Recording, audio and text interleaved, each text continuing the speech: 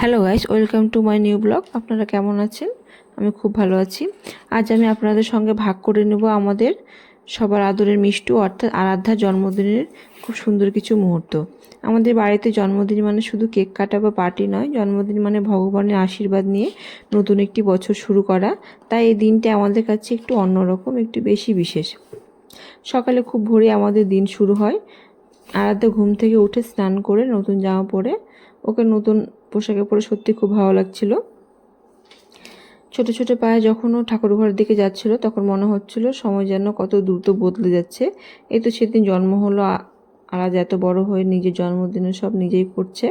আমাদের বাড়ির বহুদিনের একটি নিয়ম আছে, পরিবারের যে কারো জন্মদিনে প্রথমে ঠাকুর ঘরে গিয়ে গোপাল দাদাকে মালা পরানো হয় এবং ঘিয়ের প্রদীপ জ্বালানো হয়। ছোট থেকে আমরা বাচ্চাদের এই নিয়ম শেখানোর চেষ্টা করি, যাতে তারা ভগবানের আশীর্বাদ নিয়ে জীবনের প্রতিটি সুন্দর মুহূর্ত শুরু করতে পারে।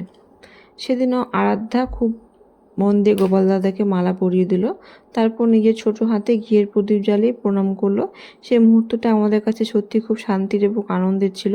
মনে মনে আমরা সবাই ওর সুন্দর ভবিষ্যতের জন্য প্রার্থনা করলাম। আরও একটি বিশেষ বিষয় ছিল, সেই দিন আমাদের বাড়িতে মহাপ্রভুর ভোগের আয়োজন ছিল। তাই সকাল থেকে বাড়িতে ভক্তিময় পরিবেশ, রান্নাঘরে ভোগের রান্না চলছে, ঠাকুর ঘরে পুজোর প্রস্তুতি, আর বাড়ির প্রত্যেকে নিজের নিজের কাজ নিয়ে ব্যস্ত। এমন পরিবেশে জন্মদিন পড়ায় দিনটা যেন আরও পবিত্র হয়ে উঠেছিল। একসময় মহাপ্রভুর ভোগ নিবেদন করা হলো, তারপর ভোগ আরতি হলো। শঙ্খধ্বনি, ঘণ্টার শব্দ আর ভক্তিময় পরিবেশে পুরো বাড়িটা যেন এক অন্যরকম আনন্দে ভরে উঠেছিল। এই ধরনের মুহূর্তগুলো শুধু ক্যামেরায় নয়, মনের মধ্যে সারা জীবনের জন্য থেকে যায়।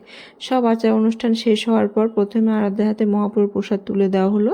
জন্মদিনের প্রথম খাবার হিসেবে ভগবানের প্রসাদ গ্রহণ করা, এটাই আমাদের পরিবারের নিয়ম। আরাধ্যাও খুব আনন্দের সঙ্গে সেই প্রসাদ গ্রহণ করলো।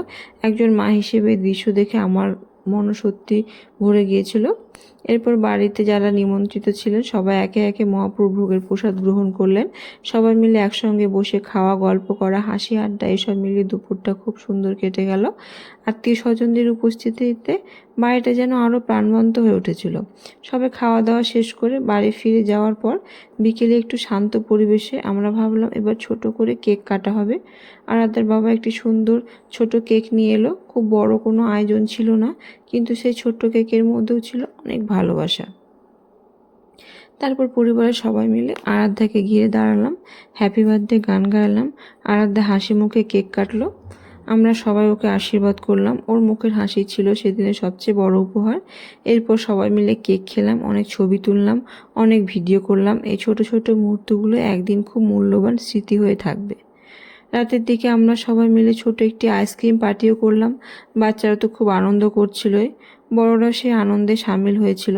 একসঙ্গে বসে আইসক্রিম খাওয়া, হাসি ঠাট্টা, গল্প সব মিলিয়ে দিনটা খুব সুন্দরভাবে শেষ হলো। তবে আমাদের জন্মদিনের উদযাপন এখানেই শেষ হয়নি। আমাদের বাড়ির নিয়ম অনুযায়ী মহাপ্রভুর ভোগের পর টানা 2 দিন নিরামিষ খাওয়া হয়, তাই সেদিন কোনো বড় খাওয়া দাওয়ার আয়োজন করা হয়নি।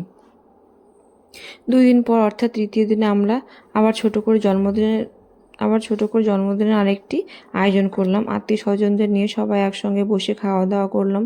খুব সুন্দর একটি আয়োজন হলেও ভালোবাসা আর আন্তরিকতার কোনো কমতি ছিল না। আমরা বিশ্বাস করি বড় আয়োজনের চেয়ে পরিবারের সবাই একসঙ্গে আনন্দে থাকা অনেক বেশি মূল্যবান। এই পুরো জন্মদিনের প্রতিটি মুহূর্ত আমাদের কাছে খুবই স্মরণীয় হয়ে থাকবে। ভগবানের আশীর্বাদ, পরিবারের সবার ভালোবাসা, আত্মীয় স্বজনদের শুভেচ্ছা আর মিষ্টির হাসি মুখে সব মিলিয়ে দিনটা আমাদের জীবনের সুন্দর স্মৃতির পাতায় চিরদিনের জন্য জায়গা করে নিল। ধন্যবাদ। দেখা হচ্ছে পরের কোনো